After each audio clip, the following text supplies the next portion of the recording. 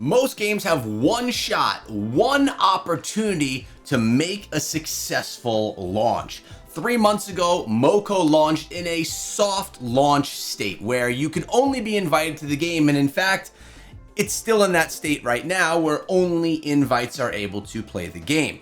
So, with the game now in Chapter 2, 3 months after Chapter 1 had begun, it is still in a bit of a state of flux. We have things going on inside of the game that some of us would look at as subpar. We have fixes that came to the game that have introduced new problems, and we have other elements of the game that have kind of stayed the same and haven't really done any progression. Now, this is not new. I've spoken about this on the channel. I've had a couple of conversations with Kairos about it as well. I do believe that Chapter 2 did not fix enough of the issues and actually introduced some additional issues. One of those we spoke about in a recent video about experience. You can see from my account alone that I have been struggling to be absorbed back into the game the way that I was in Chapter 1.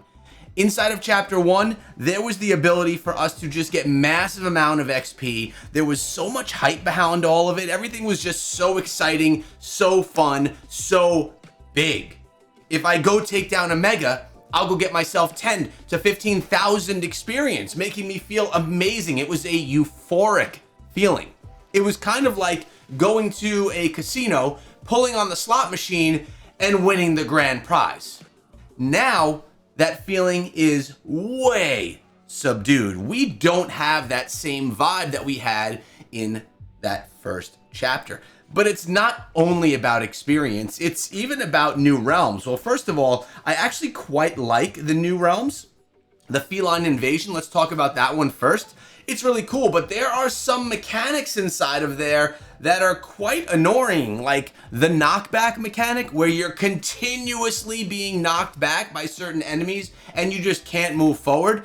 A way that you could combat this is to have a bunch of teammates all surround this enemy.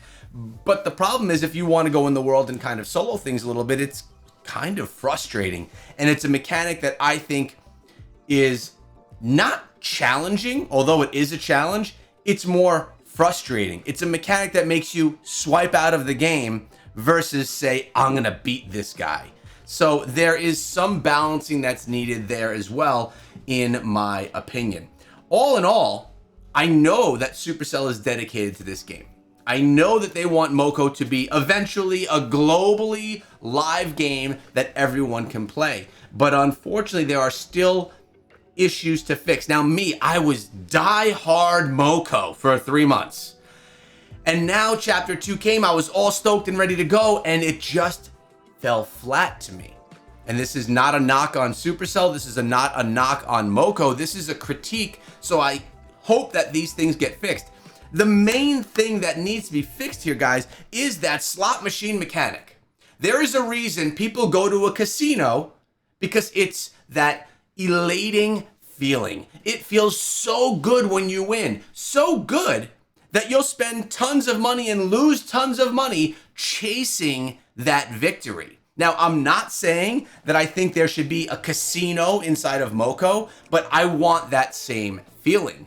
Actually, inside of the game, everything that you buy is only cosmetic related. So you don't have that buying power. You don't have that trying to unlock new weapons with real money. It's only cosmetic. So that is a beautiful part of the game that shouldn't go unnoticed. It's the only game in this genre that has only cosmetics to be purchased. With that being said, I have some purchasing of it to do myself. And if you decide to purchase anything inside of the game, be sure to throw code ECHO in your shop. It directly supports me as a content creator. I've been at this for 9 years covering Supercell games, and I would love your support. In addition to that, it invites you from using code ECHO directly into my chat. It's the code ECHO chat, and only people who use my code can come in here. Then they could be in my content and in my live streams and just part of the group, which is always very cool. So if you decide to, I really do appreciate that support. Thank you very much.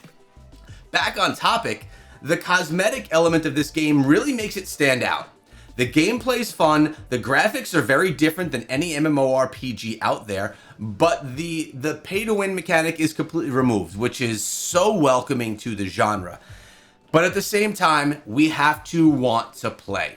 And I think there are a lot of fixes that need to happen here. Okay, the knockback mechanic, sure. Let's ignore that. The PvP mechanic right now that is complete butt cheeks. I'm talking about how you can go into a PvP match, but you don't get rewarded for killing other players. It mind blows me. I spoke about it in my last video, and I've been thinking about it since that video, and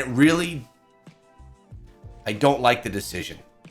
I don't like it at all. It takes all the competitiveness out of PvP, and PvP is supposed to be the competitiveness. If PvP is gonna survive, that needs to be fixed. Let's say they don't want to fix PvP. Let's say that this is going to be a casual, open world, farming, teamwork type game. Fine. Although I don't think that's the right way, fine. Let's make it great to farm. Let's make it so that I want to kill every single enemy I encounter, because every one is worthwhile. Every one is going to drop the amount of experience. It's going to make me feel good. We're playing a game that is a community-driven, fun game, or it's supposed to be. Now, of course, there's a grind mechanic inside of Moco. There's a grind mechanic inside of action RPGs. I mean, heck, there's a grind mechanic inside of all Supercell games. When you have Clash Royale trying to grind up your cards, Clash of Clans trying to grind up your walls, there is grind everywhere. So I don't think that not allowing us to grind in a way that makes us feel good is a huge mistake. Now, I do feel that this is going to be fixed. I think that Moco realizes that they really tune things back a lot, but I'll be very honest, blatantly honest here. I think that it doesn't need to be tuned back. Give us the euphoric moments. We played for 3 months. There's Discord groups. There's chats in game that are just for calling out overcharged and megas. People were hyped about going after an overcharged boss or a mega for 3 months throughout all of chapter 1. But now it's not even really worth logging on for the 1500 points. In my opinion, I would like to see open world, any of that, bring the experience back to what it was. I don't care if after 2 months of people playing, then there's a month of slower time in the game. At least we're getting players to play for those first 2 months. Because as it sits right now, I'm a level 33. That's pathetic.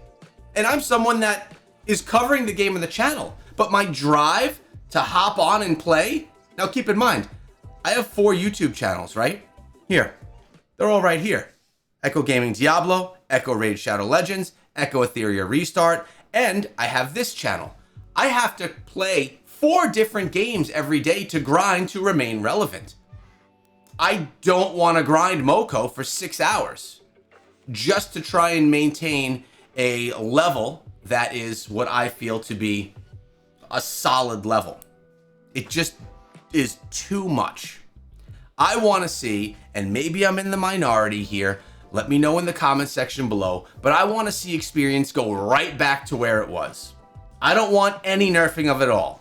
Bring back the jackpot. Let me feel euphoric when this happens. I don't want to feel disappointed after I hit what's supposed to be the jackpot. I'm not angry. I'm just disappointed. I want to see this game crush it.